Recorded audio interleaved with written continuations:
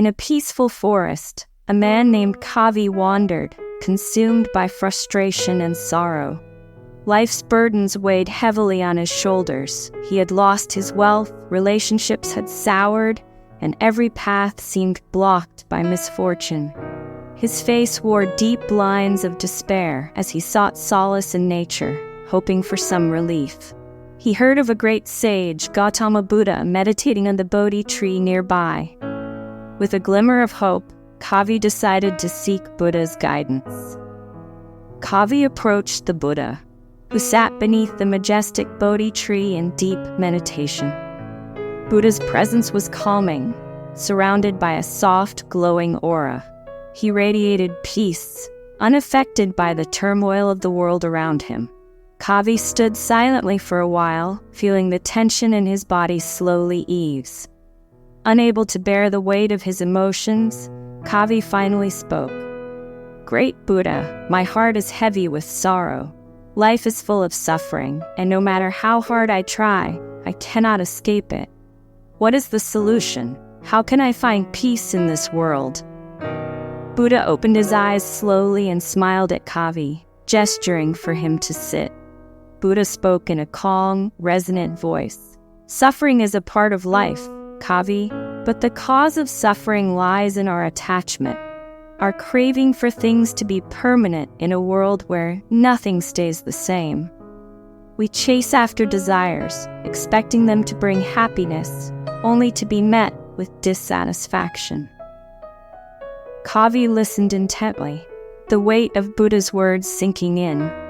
Buddha continued, "Imagine Kavi, a man wishing to cross a river. He builds a raft to take him across safely. Once he reaches the other side, does he carry the raft on his back, or does he leave it behind? So it is with desires and attachments. They serve a purpose, but once that purpose is fulfilled, holding on to them only causes suffering." Kavi nodded, beginning to understand the metaphor. Buddha explained further, "The way to end suffering is to follow the middle path. Neither extreme indulgence nor extreme asceticism. This path leads to wisdom, ethical conduct, and mental discipline. It is by walking this path that one can attain inner peace." Kavi's mind began to clear, and the heavy fog of his troubles started to lift. As the conversation deepened, Kavi realized that his suffering stemmed from his attachment to what he had lost: his wealth, relationships, and sense of control over life. By clinging to these things, he had imprisoned himself in sorrow. Now, he saw the way forward, not by trying to reclaim what was lost, but by letting go and walking a balanced path. Buddha smiled gently at Kavi. "The mind is everything. What you think, you become. Focus on the present moment, not on what was or what might be.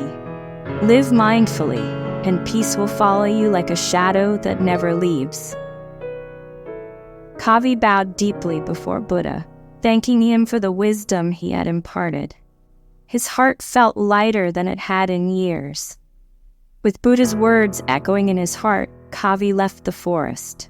He felt a sense of calm he hadn't known before.